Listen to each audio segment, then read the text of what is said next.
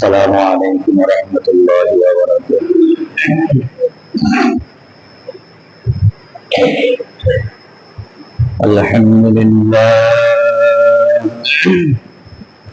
الحمد لله نحمده ونستعينه ونستغفره ونعوذ بالله من شرور أنفسنا ومن سيئات أعمالنا من يهده الله فلا مضل له ومن يضلل فلن تجد له وليا مرشدا ونشهد أن لا إله إلا الله وحده لا شريك له ونشهد أن سيدنا وسندنا وحبيب قلوبنا وطبيب أرواحنا محمدا عبده ورسوله أرسله الله تعالى بالحق بشيرا ونذيرا وداعيا إلى الله بإذنه وسراجا منيرا فقد قال الله تبارك وتعالى في كلامه المجيد وفرقانه الحميد أعوذ بالله من الشيطان الرجيم بسم الله الرحمن الرحيم وما الحياة الدنيا إلا لعب ولهو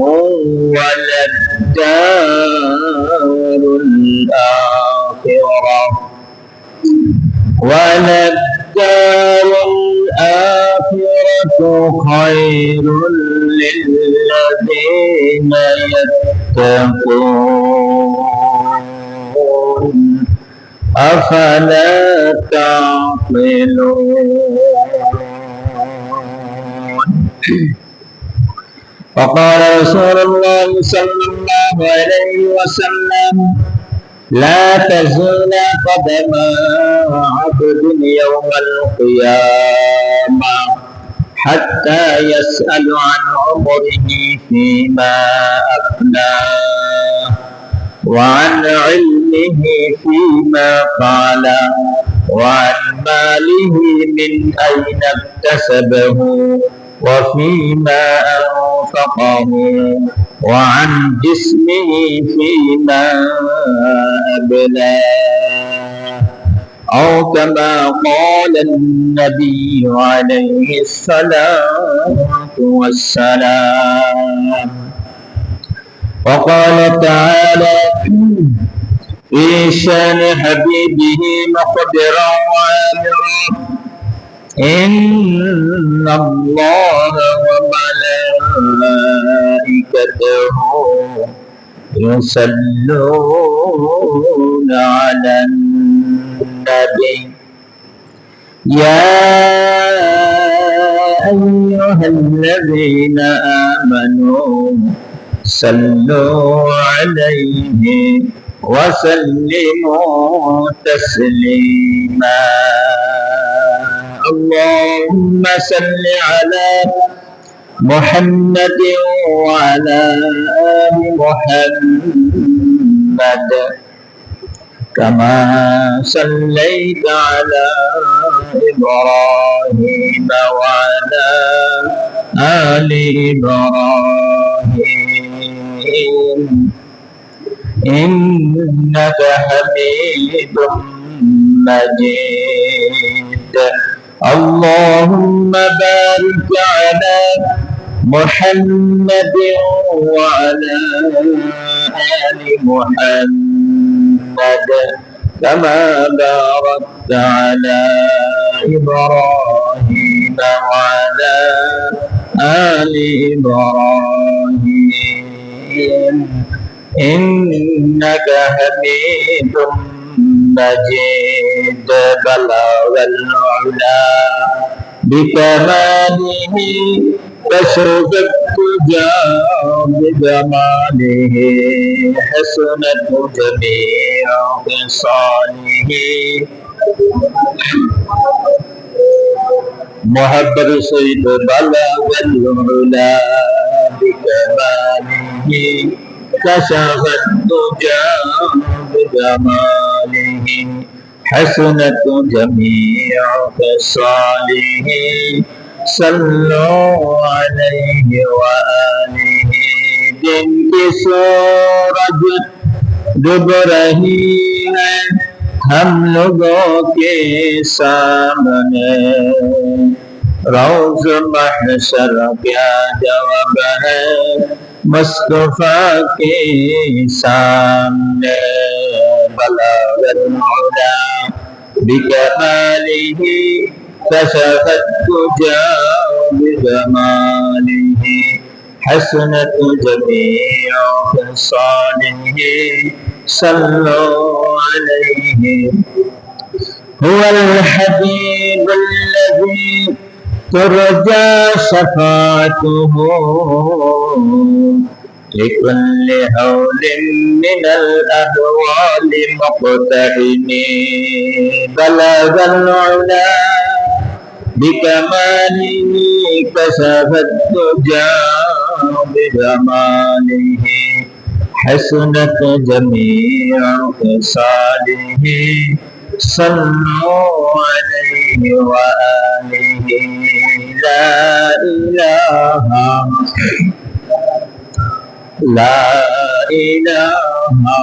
इल्लल्लाह. ला इलाहा इल्लल्लाह. ला इलाहा इल्लल्लाह. ला इलाहा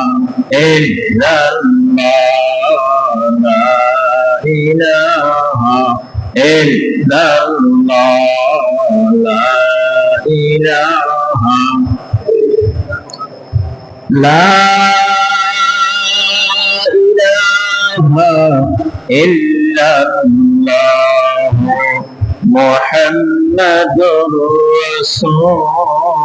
রাসূলুল্লাহ সাল্লাল্লাহু আলাইহি ওয়াসাল্লাম.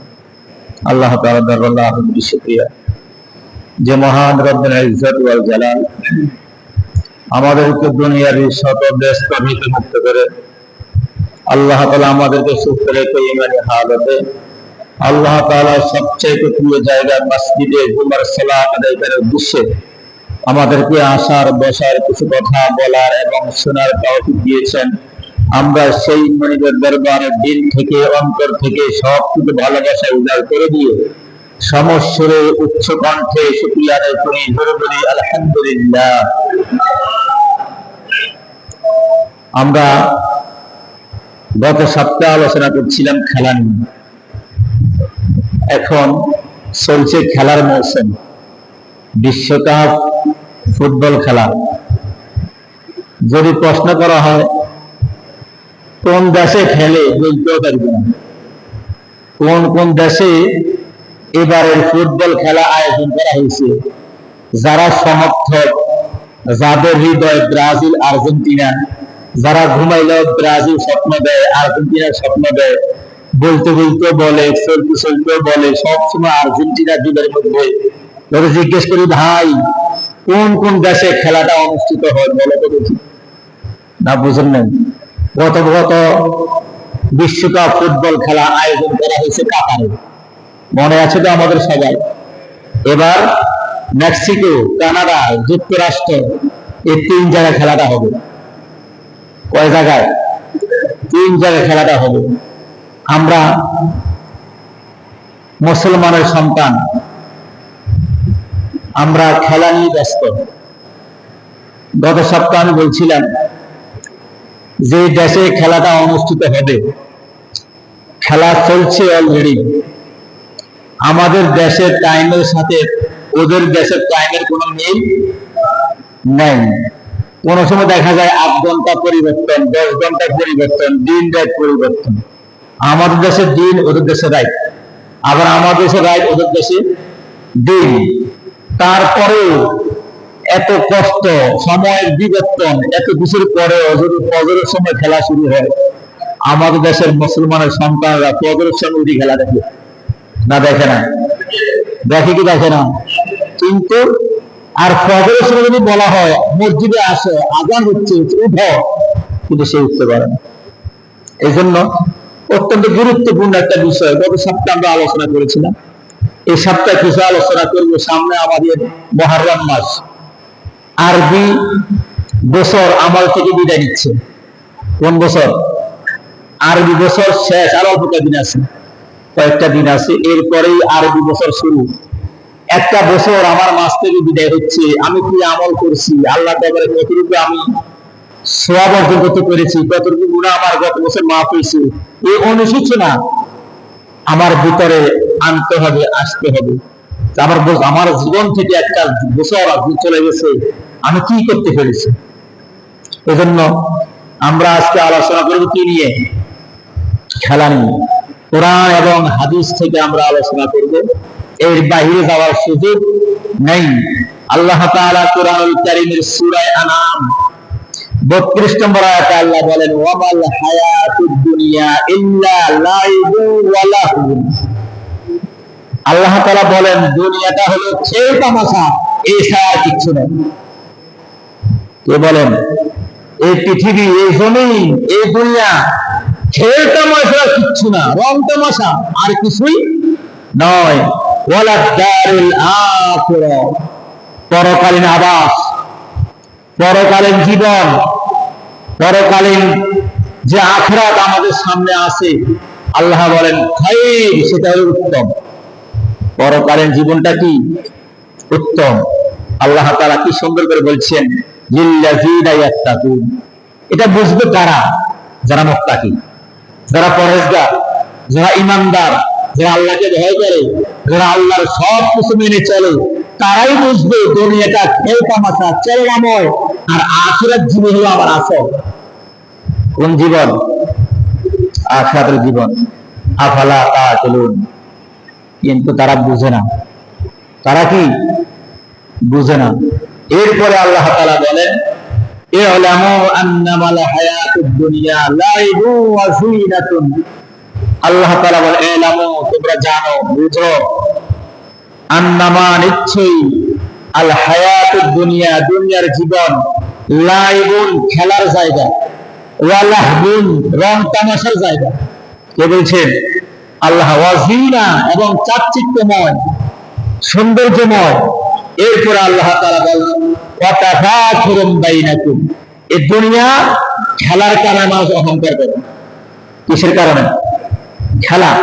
ওয়া লাহবুন, রং তামাশার কারণে মানুষ খেলা অহংকার করে। এরপরে আল্লাহ তাআলা বলেন, ওয়া যিনা, রং তামাশা, চাকচিক্য, সৌন্দর্য, মানুষ কি করে? অহংকার করে। ওয়া তাফাখুরুম বাইনাকুম, তোমাদের মাঝে অহংকার করে, এগুলোই কারণ, এছাড়া আর কোনো কারণ নেই। এবার দেখেন পৃথিবীর মানচিত্রে সবচাইতে সুপার পাওয়ার কান্ট্রি হলো আমেরিকা। কোন দেশ? আমেরিকার উপরে আর কেউ দাদাগিরি করার সুযোগ আছে? নাই। এবার বলেন তো, আমেরিকা কত বছর ফুটবল খেলায় চ্যাম্পিয়ন হয়েছে? না, বুঝেন নাই? হয়েছে।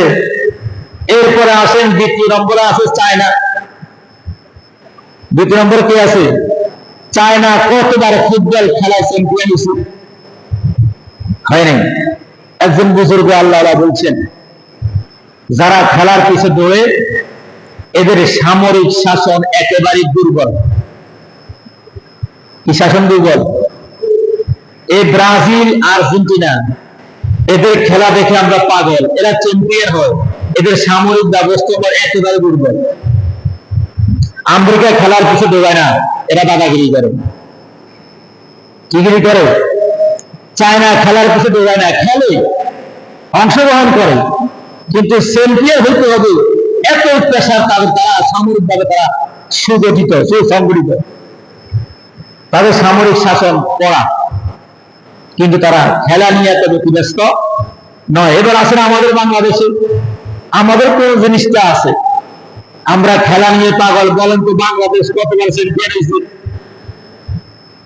কতবার খেলায় গেছে? কিন্তু আমরা এমনি হুজুর বাঙালি পাগল।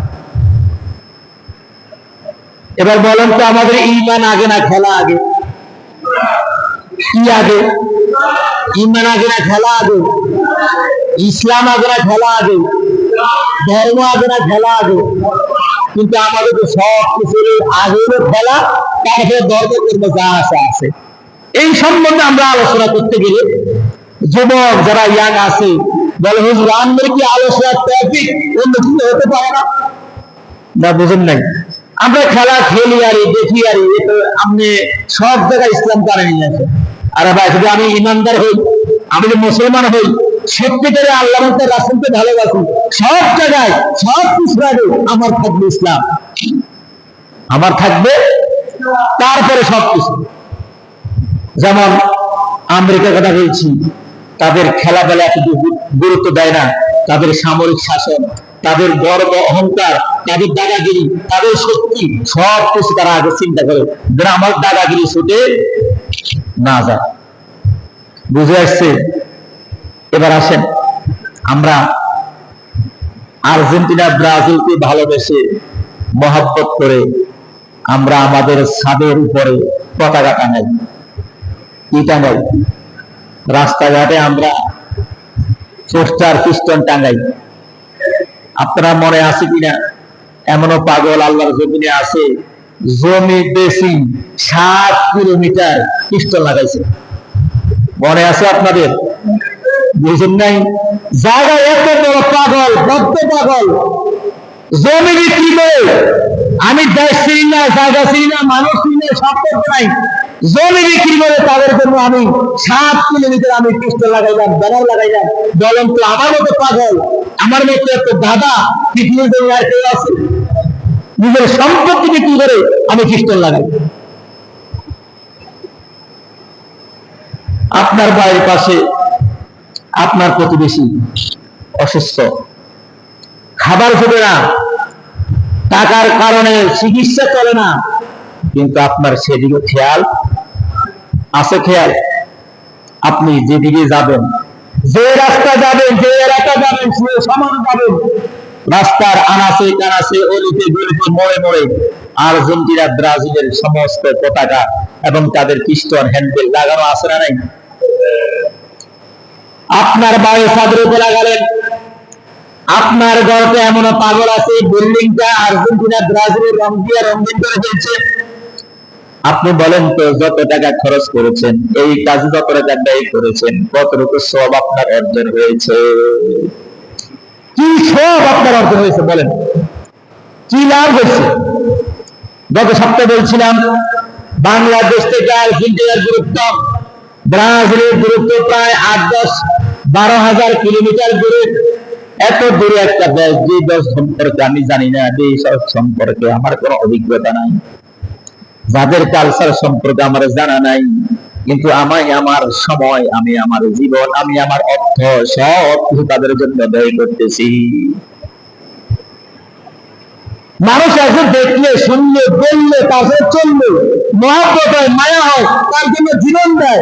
আপনি বলেন তো, যত ফুটবল বিশ্বকাপ খেলা হয়েছে, বাংলাদেশের সন্তানেরা তাদের জীবন বেশি কি দেয় নাই? বুঝুন না কথা? ও দেশে খেলা হয় আর এই দেশে বাজি ধরে, যদি পাস করে তাহলে আমরা গরু খাওয়াবো।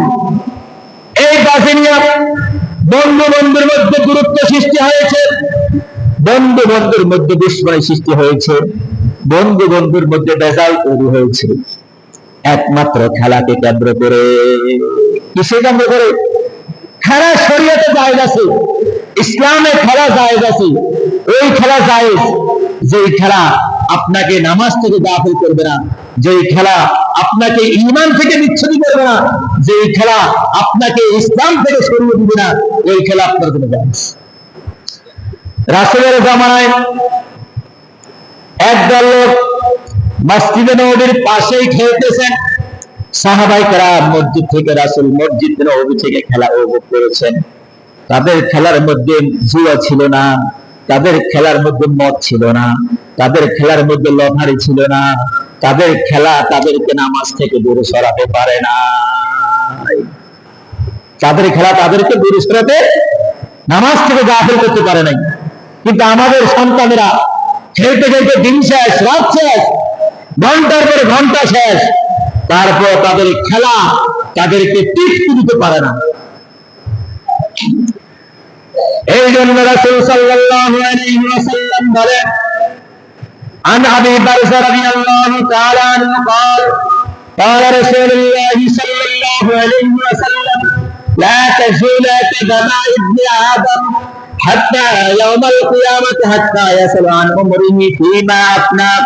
রাসূল সাল্লাল্লাহু আলাইহি ওয়াসাল্লাম বলেন, কিয়ামতের ময়দানে আদম সন্তান পাঁচটা প্রশ্নের জবাব দেওয়া ছাড়া এক কদম সামনে আগাতে পারবে না। এক নম্বর প্রশ্ন হলো, তাকে প্রশ্ন করা হবে, তোমাকে যে জীবন দেওয়া হলো, হায়াত দেওয়া হলো, তোমার এই জীবন, তোমার এই হায়াত তুমি কোন কাজে খরচ করেছো? হযরত মুহাম্মদ ইউসুফ, ইমাম মুহাম্মদ ইউসুফ রাহমাতুল্লাহি আলাইহি বলেন, তোমার জীবনটাকে তিন ভাগে ভাগ করো, ভাগে তোমার জীবনটাকে তিন ভাগে সাজাও। প্রথম জীবন তুমি সাজাইবা তোমার পড়ালেখার কাজে, প্রথম জীবন তুমি পড়ালেখায় খরচ করবা। এরপরে তোমার জীবনটা তুমি সাজাও অর্থ করি, টাকা পয়সা রোজগার করার জন্য। 3 নম্বর জীবনটা তুমি সাজাও সম্মান অর্জন করার জন্য। একজন ইমাম তোমার জীবনটাকে তুমি 3 ভাবে সাজাও, তুমি উপদেশ দিয়েছেন। এই 3 ভাবে সাজানোর আগেই তোমার ইবাদত ছাড়া যাবে না, আল্লাহ তাআলার ইবাদত বندگی থেকে দূরে থাকা যাবে না, আমল থেকে দূরে সরে থাকা যাবে না। তোমার জীবন যদি তুমি 3 ভাবে সাজাও, তুমি আর জীবনে কোনোদিন লাঞ্ছিত, বঞ্চিত, তুমি ইজ্জত থেকে তুমি দূরে থাকতে পারবে না। তুমি যদি পড়ালেখায় তুমি জীবনটা সাজাও, তাহলে তুমি পড়ালেখা তুমি অনেক দূরে যেতে পারবে। এরপরে পড়ালেখা শেষ, তারপরে জীবনটা তুমি অর্থ সম্পদের পিছনে দৌড়াও, অর্থ সম্পদ তোমার অর্জন হয়েছে, এরপরের জীবনটা তুমি সম্মানের দিকে লাগাও, দেখবা তোমার জীবনটা এত সুন্দর হবে, তোমার মতো আর কারো জীবন সুন্দর হবে না। আমরা তো পড়ালেখা বাদ দিয়ে শুধু খেলা আর খেলা। আমাদের টাকা পয়সার রুজি করার সময় হয়েছে, বয়স হয়েছে, এরপরে আমরা রুজি করি না। এরপরে বৃদ্ধ বয়সে আমাদেরকে হাত পাততে হয়, আমাদেরকে মানুষের ধারে ধারে যেতে হয়, যেহেতু আমি আমার জীবনটাকে আমি মূল্যায়ন করতে পারি নাই। এজন্য রাসূল বলেন, ফি আন উমরিহি ফিমা আপনা, আপনাকে যে জীবন দেওয়া হয়েছে, যে হায়াত দেওয়া হয়েছে, এই হায়াত, এই জীবন কোন কাজে তুমি খরচ করেছো? এই জবাব দেওয়া ছাড়া একটা কদমও তুমি সামনে আগাতে পারবে না। এবার আপনি বলেন তো, আপনার জীবন আপনি কোন কাজে খরচ করছেন? খেলার পিছনে খরচ করছেন, রং তামাশার পিছনে খরচ করছেন, সৌন্দর্যের পিছনে খরচ করছেন, বিভিন্ন প্রতিযোগিতায় সমতা নষ্ট করছেন। এই জন্য কিয়ামতের ময়দানে আপনাকে যে জীবন দিল, হায়াত দিল, আপনাকে বাঁচায় রাখলো, আল্লাহ বলেন, তোমার এই জীবনের হায়াতের আমার কাছে কিভাবে তুমি ব্যয় করেছো বলা ছাড়া তুমি একটা দেবো সামনে অগ্রসর হতে পারবে না। 2 নম্বর, নাম্বার 2, রাসূল সাল্লাল্লাহু আলাইহি ওয়াসাল্লাম বলেন, আন ইলমিহি ফিমা ফাআলা, তুমি যে জ্ঞান অর্জন করেছো, যে ইলম তুমি অর্জন করেছো, ওই ইলম অনুযায়ী, জ্ঞান অনুযায়ী যতটুকু তুমি শিখছো, অতটুকু অনুযায়ী তুমি কতটুকু আমল করেছো, ওই আমলের হিসাব দেওয়া ছাড়া এক কদম তুমি আগাতে পারবে না। আপনি যা জানছেন, যা শুনছেন, আপনি কতটুকু আমল করেছেন, সেটার হিসাব দেওয়া লাগবে।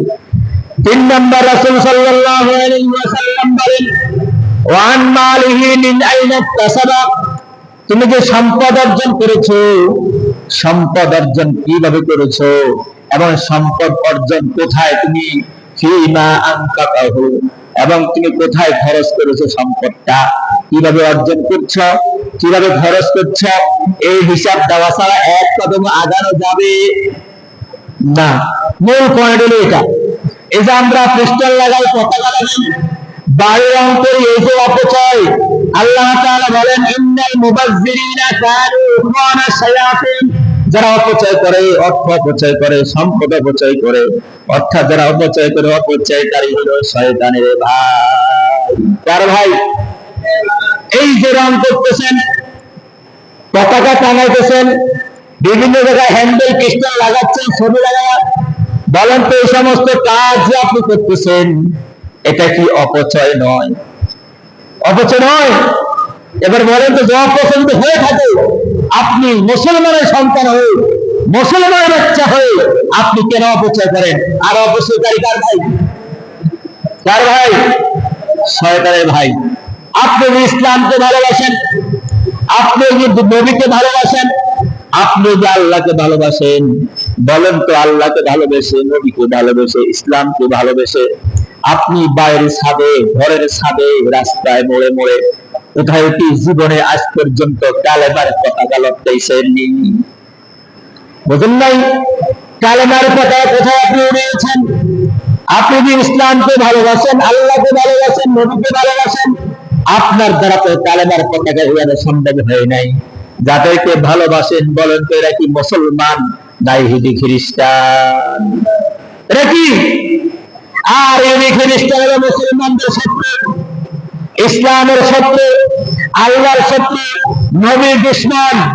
যারা ইহুদি এবং খ্রিস্টান, আল্লাহ তাআলা কোরআনের কারিমের মধ্যে আল্লাহ তাআলা বলেন, সুন্দর করে আল্লাহ তাআলা কোরআনের কারিমের মধ্যে আল্লাহ তাআলা ঘোষণা করে দিলেন, আল্লাহ তাআলা বলেন ইয়া আইয়ুহাল্লাযীনা আমানু লা তাত্তাখিযু আদুওয়ি ওয়া আদুওয়াকুম।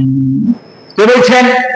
আল্লাহ তাআলা জানায়া দিলেন, ঘোষণা করলেন, ও দুনিয়ার মানুষ, কান খাড়া করে শুনে নাও, তোমরা যাদের পিছে দৌড়াও, তোমরা যাদের পিছে ঘুরো, যাদেরকে তোমরা ভালোবাসো, যাদেরকে তোমরা মহব্বত করো, যাদের জন্য ঘুম নষ্ট করো, সময় নষ্ট করো, অর্থ অপচয় করো, কান খাড়া করে শুনে নাও, ইয়া আইয়ুহাল্লাযীনা আমানু, হে ঈমানদারগণ, লা তাত্তাখিযু, তোমরা গ্রহণ করো না, আদুওয়ি, আমার দুশমনকে, ওয়া আদুওয়াকুম, তোমাদের দুশমনকে তোমরা বন্ধু হিসাবে গ্রহণ করো না। এবার বলেন তো, আমাদের দুশমন, আমাদের শত্রুকে ইহুদি খ্রিস্টান। ফিলিস্তিনে যে হামলা চলছে, হামলা করে যুদ্ধ চলছে ফিলিস্তিন, ফিলিস্তিনের মুসলমানদেরকে মারতেছে, ছোট ছোট বাচ্চাদেরকে, বলেন তো কারা মারে? জোরে বলেন। ফিলিস্তিন যারা বসবাস করে, মুসলিম যারা, তারা হলো আমাদের ভাই। আল মুসলিম আকুল মুসলিম, মুসলমান মুসলমানের ভাই। ফিলিস্তিনের উপর নির্যাতন চালাচ্ছে, ছোট ছোট বাচ্চাদেরকে দুনিয়া থেকে বিদায় করে দিচ্ছে। মায়ের গর্ভে সন্তান দেখার সময় নাই। ফিলিস্তিনের ইসরায়েল, ইহুদি এবং খ্রিস্টানরা ওই গর্ভবতী মাকে গুলি করে, পাখির মতো গুলি করে শেষ করে দিচ্ছে। একমাত্র একটাই অপরাধ, কেন তোমরা মুসলমান হইলা? কেন আল্লাহকে বিশ্বাস করো? আল্লাহ কেন মানো? রাসূলকে কেন মানো? আর ওই ইহুদি খ্রিস্টানদের পিছনে আমাদের সন্তানগুলা রাত দিন 24 ঘন্টা ঘুরতেছে। এইগুলো একটা। 2 নম্বর, আমরা ধরেন হুজুররা যে খুতবা পড়ে, আহকাম ও খুতবাতুল আহকাম, আশরাফ আলী থানভী রাহমাতুল্লাহি আলাইহি একটা ঘটনা এনেছেন। তিনি সেখানে উল্লেখ করেছেন, হিন্দুরা তাদের বিভিন্ন অনুষ্ঠানে রং দিয়ে খেলা করে। একজন রং মারে, রং লাগায় দেয়, হিন্দুর একটা অনুষ্ঠান আছে নাই? একজন মুসলমান এই ঘটনা দেখছে, দেখার পর তার অনুভূতি হইল, তার কাছে ভালো লাগলো। ভালো লাগার পরে বাড়িতে এসে সে পান খাচ্ছিল, পানের পিকের কালার কিন্তু রঙের মতো। সে তার গাদা হোক, গোড়া হোক, সেখানে মারছে মোহাব্বত করে, মারে রংগুলো পিকটা মেরে সে আনন্দ ভোগ করছে। কিছুদিন পরে লোকটা মারা গেল। মারা যাওয়ার পর তার বন্ধুকে স্বপ্নে দেখাইলো। বন্ধু জিজ্ঞেস করলো, কি অবস্থা? তোমার কি হাল, তুমি মারা গেছে? বললো বেশি ভালো না। বললো কারণটা কি? আমার সব ঠিক আছে, ইমানও ঠিক আছে, আমলও ঠিক আছে, নামাজও ঠিক আছে, রোজাও ঠিক আছে, হজও ঠিক আছে, যাকাতও ঠিক আছে, তাহাজ্জুদও ঠিক আছে, নফলও ঠিক আছে, আমার কোরআন তেলাওয়াত ঠিক আছে, জিকির সব ঠিক আছে। কিন্তু একদিন আমি মুহাব্বত করে ওই হিন্দুদের একটা রুসম, তারা রং নিয়ে তামাশা করে, খেলা করে, আমি দেখছিলাম, আমার কাছে ভালো লাগছে। ওই আমলটা আমি করছিলাম আমার দাদার মধ্যে, আমি আমার পানের পিক মেরে আমিও সেরকম আনন্দ ভোগ করেছি। এই জন্য আল্লাহ তাআলা আমারে পাকড়াও করেছেন, আমাকে শাস্তি দিচ্ছে, আমাকে জাহান্নামে পাঠিয়ে দিচ্ছে। বলেন তো আমলটা বড় আছে? আমলটা বড় আছে তো? আমাদের সন্তান ছেলেমেয়েরা বিশ্বকাপ ফুটবল খেলা নিয়ে মেতে আছে, বলেন তো এরা কি মুহাব্বত বেশি করে না কম করে? আল্লাহ রাসূল সাল্লাল্লাহু আলাইহি ওয়াসাল্লাম ঘোষণা করেন, আল মারউ মা মান আহাব্বাহু, যে যাকে ভালোবাসবে কিয়ামতের ময়দানে আল্লাহ তাআলা তার সাথে তারে উঠাবে। এবার বলেন তো আপনি মুসলমান হইয়া, মুসলমানের বাচ্চা হইয়া ব্রাজিল আর্জেন্টিনা ইহুদিকে সাপোর্ট করলেন, তাদেরকে মহাব্বত করে তাদের জার্সি গায়ে লাগাইলেন, তাদেরকে মহাব্বত করে তাদের মতো চুল রাখলেন, তাদেরকে মহাব্বত করে আপনার বাড়িটা রঙিন করলেন। এবার বলেন তো আপনার হাসর নাসর কার সাথে হবে? নাউযুবিল্লাহি মিন যালিক। একটা খেলোয়াড় মেসি নেইমারকে ফলো করে ওইভাবে চুল কাটে, ওইভাবে তারা স্টাইল করে দাড়ি কাটে, স্টাইল করে তারা ওইভাবে জামা পরে, জার্সি পরে। আপনি বলেন তো আল্লাহকে ভালোবেসে নবীকে মহাব্বত করে, আপনি রাসূলকে মহাব্বত করে কেন এখনো পর্যন্ত দাড়িটা লাগাইতে পারলেন না?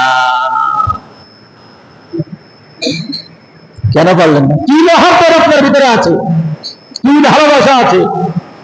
সব উপরে উপরে, সব কি উপরে উপরে। এরপরে ধরেন ইহুদি খ্রিস্টান যে আমাদের দুশমন, কে বলছেন? কে বলছেন? আরো বলে কে বলছেন? ইহুদি খ্রিস্টান আমাদের কি দুশমন। কেমন দুশমন দেখেন, আল্লাহ তাআলা রাসূল সাল্লাল্লাহু আলাইহি ওয়াসাল্লাম বয়ান করতেছেন, সাহাবীদের সামনে কথাবার্তা এলোমেলো বলতেছেন, সাহাবায়ে আজমাইন আশ্চর্য হয়ে গেলেন, রাসূল সাল্লাল্লাহু আলাইহি ওয়াসাল্লাম এভাবে কথা বলে না। তখন কিছু সাহাবী বুঝেছিলেন রাসূল সাল্লাল্লাহু আলাইহি ওয়াসাল্লামকে মনে হয় জাদু করা হয়েছে। কি করা হয়েছে? জাদু করা হয়েছে। তখন বুঝার পরে কি করবে? চিকিৎসা তো তাদের কাছে নাই, চিকিৎসা কার কাছে? চিকিৎসা কার কাছে? রাসূল সাল্লাল্লাহু আলাইহি ওয়াসাল্লাম অসুস্থ হয়ে যাচ্ছেন, দুইজন ফেরেশতা আসলেন, একজন পায়ের কাছে বসলেন, আর একজন মাথার কাছে বসলেন। রাতের স্বপ্নের মধ্যে নবীদের স্বপ্ন সত্য। একজন বলতেছে সূরা ফালাকের এক একটা আয়াত পড়ে ফু দাও, আর একজন বলতেছে সূরা নাসের এক একটা আয়াত পড়ে ফু দাও, যত জাদুকিয়া আছে, ব্ল্যাকমেল আছে, সব নষ্ট হয়ে যাবে, জাদুর কিয়া শেষ হয়ে যাবে। রাসূল যখন ঘুম থেকে উঠলেন সাহাবীদেরকে বললেন এইভাবে তো স্বপ্ন দেখেছি। সাহাবীদের বুঝতে বাকি নাই, রাসূলকে জাদু করা হয়েছে, তার চিকিৎসা নিয়েছেন কে? সূরা ফালাক, সূরা নাস অবতীর্ণ করে আল্লাহ তাআলা বললেন, ইয়া রাসূলুল্লাহ, আপনি এক একটা আয়াত পড়ে ফু দেন, আর এক একটা কি হয়ে যাবে? জাদু কিয়া নষ্ট হয়ে যাবে। এই যে জাদু করেছেন একজন ইহুদি, কে? এবার বলেন তারা মুসলমানের দুশমন নাকি দুশমন নয়? ওই ইহুদির নাম হলো লাবিদ ইবনে আসাসেম। লাবিদ ইবনে আসাম একজন ইহুদি রাসূলকে জাদু করেছে, এটা আমাদের সবার জানা আছে। তার মানে বোঝা গেল ইহুদি খ্রিস্টান আমাদের দুশমন। যে দুশমন রাসূলকে জাদু করে দেখতে চেয়েছিল। দুই নম্বরে আসেন, দোস্তের মাধ্যমে রাসূলকে বিষ খাওয়ায় মারতে চেয়েছিল একজন মহিলা। আমাদের এই ঘটনা জানা আছে না নাই? আছে না নাই? আমরা মুসলমান বাচ্চা, আমরা ঘটনা জানি না, ইতিহাস জানি না, আমাদের খবর নাই। একজন ইহুদি মহিলা বকরি জবাই করে, ছাগল জবাই করে রাসূলকে দাওয়াত দিলেন। রাসূল দাওয়াত পেয়ে রাসূল খেতে আসলেন। রাসূলের উদ্দেশ্য হলো এখানে আসার পরে ইসলামের দাওয়াত দিবে, মুসলমান বানাবে। রাসূল যখন ছাগলের গোশত, বকরির গোশত মুখে নিলেন, মুখে নেওয়ার পরে বুঝতে পারলেন এর মধ্যে বিষ মিশানো আছে। কি মিশানো আছে? বিষ। কি মিশানো? রাসূল সাহাবাদেরকে নিষেধ করলেন, খাওয়া যাবে না। রাসূল সাল্লাল্লাহু আলাইহি ওয়াসাল্লাম কাউকে দেন, একজন সাহাবী খেয়ে ওই জায়গায় মৃত্যুবরণ করেছে। ওই ইহুদি মহিলার নাম ছিল জয়নাব। কি নাম? জয়নাব। তাহলে বুঝুন ইহুদি খ্রিস্টান কেমন দুশ্মন। নবীরে মারতে চেয়েছে, দুষ্টের মধ্যে বিস্ময়। এরপর আমরা ইহুদি খ্রিস্টানদের পিছনে বেড়াই। কার পিছনে? কার পিছনে? যদি মাথায় মগজ থাকে, আকল থাকে, জ্ঞান থাকে, যদি বুদ্ধি থাকে, আপনার যদি পরিপূর্ণ সচেতন হয়ে থাকেন, ইহুদি খ্রিস্টানদের খেলা আপনি দেখতে পারেন না। কার খেলা? এরপরে রাসূল সাল্লাল্লাহু আলাইহি ওয়াসাল্লাম ইন্তেকাল করেছেন, দুনিয়া থেকে বিদায় নিয়েছেন। রাসূল সাল্লাল্লাহু আলাইহি ওয়াসাল্লাম বিদায় নেবার পরে ইহুদি খ্রিস্টানদের ষড়যন্ত্র শেষ হয় নাই। ইহুদি খ্রিস্টানদের ষড়যন্ত্র ছিল, রাসূল সাল্লাল্লাহু আলাইহি ওয়াসাল্লাম মদিনায় শায়িত আছেন, ইয়া উম্মতি বলে কাঁদতেছেন। ইহুদি খ্রিস্টানদের সহ্য হয় না। ইহুদি খ্রিস্টানরা ষড়যন্ত্র করলেন কিভাবে মদিনা থেকে রাসূলের লাশ চুরি করে নেওয়া যায়। তারা সেই ব্যবস্থা গ্রহণ করেছে। এই ঘটনা জানা আছে আমাদের, জানা আছে। এরা যে ইহুদি খ্রিস্টান, এরা যে মুসলমান দুশমন, শত্রু, এবার বুঝে আসছে, বুঝে আসছে। এবার ইহুদি খ্রিস্টান, ইহুদি দুইজন লোক মদিনা শরীফে আসলেন, খুব পাগড়ি লাগায়া, জুব্বা লাগায়া, দাঁড়ি বড় বড়, মসজিদে নববী পেশে নামাজ পড়তে শুরু করলেন। তাহাজ্জুদ পড়ে, নফল পড়ে, নামাজ পড়ে, দিনের বেলায় রোজা রাখে। এরা সুড়ঙ্গ তৈরি করেছে, পাশে একটা ঘর বানাইছে, ঘরে থাকে, সেখানে থাকে, ইবাদত করে। আর সুড়ঙ্গের ভিতর দিয়ে তারা মাটির নিচে দিয়ে সুড়ঙ্গ তৈরি করতেছে। ওই সুড়ঙ্গ দিয়ে রাসূলের রওজা যাবে, আর সেখান থেকে রাসূলের লাশটা চুরি করে নিয়ে যাবে। সুড়ঙ্গ তৈরি করছে। এটা দেখাচ্ছেন বাগদাদের একজন ইমাম, বাগদাদের বাদশাহ। তখনকার ইমামরা ছিলেন দেশের বাদশাহ। ইমামরা কি ছিলেন? দেশের বাদশাহ, মসজিদের বাদশাহ, দেশেরও ইমাম, মসজিদেরও। তার নাম হল নুরউদ্দিন জঙ্গি রহমতুল্লাহি আলাইহি। স্বপ্ন দেখালেন, বারবার স্বপ্ন দেখায়, তুমি আমারে বাঁচাও, আমার লাশ চুরি হয়ে যাচ্ছে, আমারে স্বপ্ন দেখায় বারবার। রাসূল স্বপ্ন দেখায়, নুরউদ্দিন বুঝতে পারেন না। বারবার স্বপ্ন দেখানোর পরে জালালউদ্দিন রহমতুল্লাহি আলাইহি তার সাথে পরামর্শ করলেন, আমি এই স্বপ্ন বারবার দেখতেছি। বললেন, রাসূল যে তোমার সামনে স্বপ্ন নিয়ে আসছেন, এই স্বপ্ন মিথ্যা হতে পারে না, চলো আমরা মদিনা যাব। তারা সিরিয়া বাগদাদ থেকে মদিনা রওনা হলেন। কোথায় রওনা হলেন? মদিনা রওনা হলেন। মদিনা রওনা হয়ে তারা যে লোক দুইটাকে স্বপ্নে দেখাইলেন, লোক দুইটাকে দেখে না, চিনতে পারে না, তারা কিভাবে বাইর করবে, তারা খাওয়ার আয়োজন করলেন। নুরউদ্দিন জঙ্গি রহমতুল্লাহি আলাইহি বাদশার সাথে যোগাযোগ করে খানার আয়োজন করলেন, আমরা দাওয়াত খাওয়াবো, এমন কোন লোক বাকি থাকবে না, সবাই আমাদের দাওয়ায় আসতে হবে, বাধ্যতামূলক। দাওয়াতে হাসলে, খেতে বসলে আমরা দেখবো কোন লোক দুইটা আমাদেরকে স্বপ্নে দেখাইছে। আল্লাহ রাসূল দাওয়াত দিছে, কিন্তু লোক দুইটা হাজির হয় না। লোক দুইটা কি? এরপরে তাল্লাশি লাগালেন, কোন দুইটা? ওই লোক দুইটা আমরা দেখতে পাচ্ছি না, লোক দুইটা কোথায়? তাল্লাশি লাগানোর পরে দেখলেন মদিনা নববীর পাশে লোক দুইটা ঘর বানায় ইবাদত করতেছে, ওখানে নামাজ পড়তেছে। এখন নুরউদ্দিন জঙ্গি রহমতুল্লাহি আলাইহি বলেন, জালালউদ্দিন রহমতুল্লাহি আলাইহি বলেন, নুরউদ্দিন রহমতুল্লাহি আলাইহি দেখার পরে দেখলেন, মাশাআল্লাহ, এই দুই লোকেরা এটা করে। কোন দুই লোক? যে দুই লোক দাওয়াতে যায় নাই। বলছে, আপনারা আমার দাওয়াতে কেন যান নাই? বললেন, হুজুর, আমরা সারাদিন রোজা রাখি, রাত ভর নামাজ পড়ি, তাহাজ্জুদ করি, নফল নামাজ পড়ি, রোজা রাখি, তো খানা খাওয়া যায় না, এই জন্য আমরা যাই না। ও আচ্ছা, ভালো কথা, ঠিক আছে, বুঝলাম তোমরা মুত্তাকি, পরেজগার। কিন্তু তারা দেখেছিল, বলছে হঠাৎ করে ধরা যায় না, সিস্টেমে আগাতে হবে, কৌশল অবলম্বন করলেন। ঠিক আছে, তোমরা রোজা রাখছো, নামাজ পড়ো, কথা ঠিক আছে, তোমরা যেখানে বসে আছো সেখানে কি আছে? বলছে এখানে কিছুই নাই। তো আমরা বিশ্বাস করে তোমরা এখান থেকে উঠো। তাদেরকে সেখান থেকে উঠালেন। উঠানোর পর দেখেন বড় দুটা পাথর, সেখানে পাথর সরালেন। পাথর সরানোর পর দেখলেন এখান থেকে সুড়ঙ্গ। রাসূল যে স্বপ্ন দেখাইলেন, আমার লাশ চুরি হয়ে যাচ্ছে, উদ্ধার করো, হেফাজত করো, তাদেরকে তখন বললেন, তাদেরকে কারাগারে নিলেন, শাস্তি দিলেন। বলেন তো এই কাজটা করেছে কারা? আরো করে বলতে হবে কারা? আওয়াজ হচ্ছে না, কারা করছে? আমার সন্তান, আপনার সন্তান কাদের পিছনে যায়? আমার বলার উদ্দেশ্য এটা, ঘটনা বলার উদ্দেশ্য না। আমার সন্তান, আপনার সন্তান টাকা পায় কোথায়? এত বড় হ্যান্ডেল লাগানোর জন্য এত বড় ফ্ল্যাট, পতাকা লাগানোর টাকা কোথায় পায়? ছাদের উপরে পতাকা লটকায়, টাকা পায় কোথায়? অবশ্যই আপনার সন্তান আপনার থেকে নেয়, আপনার বিবি থেকে নেয়। তাহলে আপনার সন্তান আপনার থেকে টাকা নিয়ে কোন কাজে খরচ করে, এটা দেখার দায়িত্ব তার বাপ না মার না ইমাম সাহেবের? কার দায়িত্ব? কার? আমার। আমি বাবা, আমার দায়িত্ব। আমি মা, আমার দায়িত্ব। এমনও সংসার আছে, এই খেলাকে কেন্দ্র করে স্ত্রী করে ব্রাজিল, স্বামী করে আর্জেন্টিনা। কি করে? পা লাগছে দুটা ফাট, কটা ফাট? স্বামী করে আর্জেন্টিনা, স্ত্রী করে ব্রাজিল। এখন ঘরের মধ্যে খেলা নিয়ে যখন ভেজাল শুরু হয়েছে, স্বামীর দল জিতে গেছে বা স্ত্রীর দল জিতে গেছে, পাস হয়ে গেছে, এবার ভেজাল শুরু হয়েছে সংসারে। ভেজাল হইতে হইতে এমন পর্যায়ে গেছে, স্ত্রীকে স্বামী তালাক দিয়া বাড়ি থেকে বিদায় করে দিয়েছে। এবার বলেন তো, ইহুদি খ্রিস্টান এরা কি আমাদের বন্ধু না শত্রু? এরা পশ্চিমা। এরা খেলা দিছে কি জন্য? খেলা দিছে কি জন্য? আল্লাহ তাআলা সেই কথা কোরআন কারীমের মধ্যে স্পষ্ট করে ঘোষণা করে দিয়েছেন।